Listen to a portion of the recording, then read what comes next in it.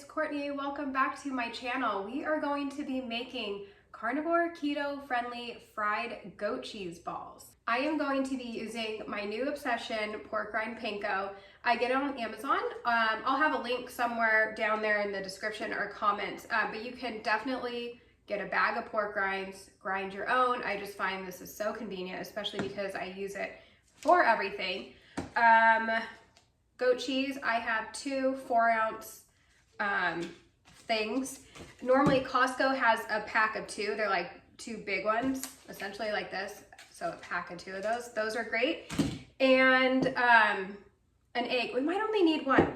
Honestly, you're along on this journey with me. I don't technically have like a measurement. I just eyeball some of this. I'm gonna do a little bit of it before. So I'm going to make the balls and I'm gonna roll it in here, then we're gonna dip it in the egg, and then we're gonna dip it in here. So that's probably like a 1/4 cup or so, give or take. We might need a little bit more. And this egg looks actually pretty massive. So that might be enough. We're gonna crack that in there, whip it up.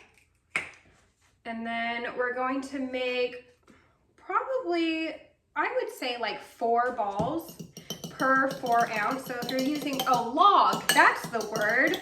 If you're using one of the larger logs that are like 8 ounces, you know, make them any size you want, but probably get 8 out of those. This is like my absolute favorite cheese. I can totally eat a whole log of these and it's not that bad. Okay, maybe it's more calories than I thought, but that's okay. I know it's hard to see. I'm gonna get this all set up and then I will zoom you in a little closer. So I'm just gonna cut this into 4. You can eyeball it. I probably should have done that, but just gonna do that. And you can keep them flat. You can make little like medallions. Like that would be cute too. They don't have to be, this is a mess. What a bad idea. I need a plate. What a disaster. You can leave them like flat too.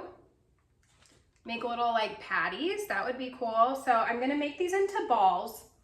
And then I'm going to put them on a parchment lined cookie sheet. So they're just all ready to go, and I'll get my hands cleaned up before I start doing all the dipping. A tip for the dipping, keep one hand designated for the pork rinds and the other hand for the egg.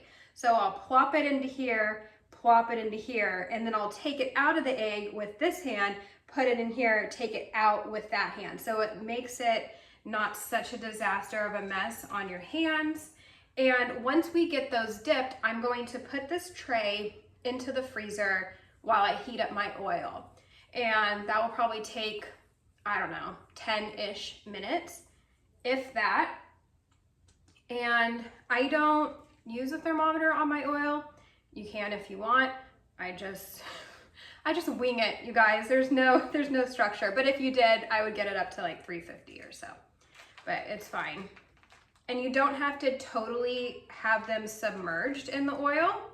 You can do it like a thin layer and then you'll just like flip it over halfway. And for the oil, I would recommend using tallow, or mine is a mix right now. I also have bacon grease in there. So you can use that. So I do a mix of tallow and bacon grease and it's lovely. And then I will strain it when I'm done, and so I can keep using it. Strain out all the little burnt pieces and whatnot. Okay, so now that we have that, then we're gonna do our little assembly line. I'll bring you in closer for that. This feels a little up close and personal. Don't look too closely at my counters. My kitchen is not that clean. Here we go. Take your pork hand, get them in the pork rinds, and then you're gonna plop it into the egg with your egg hand. I guess I don't need that in there. So drop it in like that, and then this is gonna be your egg hand. And then you'll plop it into the pork rinds. This just helps the egg stick, putting it in there first. I used to use almond flour before Carnivore, so that kind of just replaces that. All right, we've got a little clinger on this one. There we go. Plop it in there without getting it on your hand, and then back to your pork rind hand. Hopefully that should help make your hands a little less messy. Ooh, this looks so good. Okay, then we're gonna do this with all of them and put it in the freezer for about 10 minutes or so. All right, we got our balls ready to fry, and you guys are essentially along on the recipe development process since I didn't measure everything out before, but I have those accurate measurements for you now. So 1 egg was perfect, that's all that's left. 1/4 cup for the initial pork rind dusting, and then 1/2 cup for the final. So when you dip it in the pork rind first before the egg, 1/4 cup, and then when you dip it after the egg, it used 1/2 cup. I just put mine in the freezer, and why we do that is so when it goes into the hot oil, the cheese doesn't just immediately start melting. So it keeps them firm, so it gets warm, but doesn't get all messy and ooey and gooey. So I'm going to put, oh no, I am low. Good thing I think I have another bottle. You can do a thin layer and just kind of roll them around and fry them up that way. I'm gonna do quite a bit because it doesn't go to waste. I will strain it and put it back in this jar. So just add whatever you're feeling comfortable with and let it get hot for a good 5 minutes at least, maybe even 10, depending on how much oil is in there.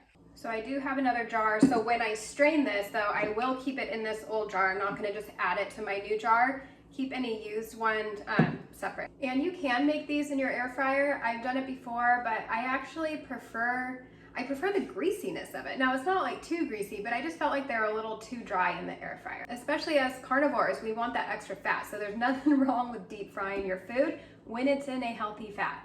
Waiting is the hardest part. It's only been 5 minutes. I'm ready to cook these things. I want to eat them. It's been 10 minutes at medium-high heat. I'm gonna plop these in. Don't overcrowd. You can do 2 batches if you need. And then I'm going to put them on a paper towel lined plate when they are done. So this will just take a few minutes, a couple minutes on each side until they're nice and golden brown and toasty. I'm gonna start to move them around. That's been a couple minutes. And just make sure you're really gentle with them and just move them around so all the sides get nice and golden and brown and toasty. Here's a little tip. Instead of grabbing them, because I actually kind of damaged a couple of them, you can just push them around. And that way you won't like poke little holes on the side. It might be a little bit better that way. So I did 2 batches for mine, and each batch cooked for about 5 minutes. Got them nice and toasty and brown. And you want to serve warm. This is great for, you know, if you have guests over, holiday parties, summer appetizers. You know, they're usually a pretty big hit. And then I just pop them on a paper towel lined plate to cool off a little bit. And let me know if you guys like this type of video. I usually do all my recipes and cooking in short form, and I would love to do these longer ones if you guys like watching them this way. Or maybe you're like me and you want all the information in 60 seconds or less. But I hope this was enjoyable. Give it a like, thumbs up. I always say that, and it's the same thing. Give it a thumbs up, subscribe, comment. Let me know if you're going to make these, or if you do, let me know how you like them. Got a rogue hair, and I will see you guys next time. Thanks for being here.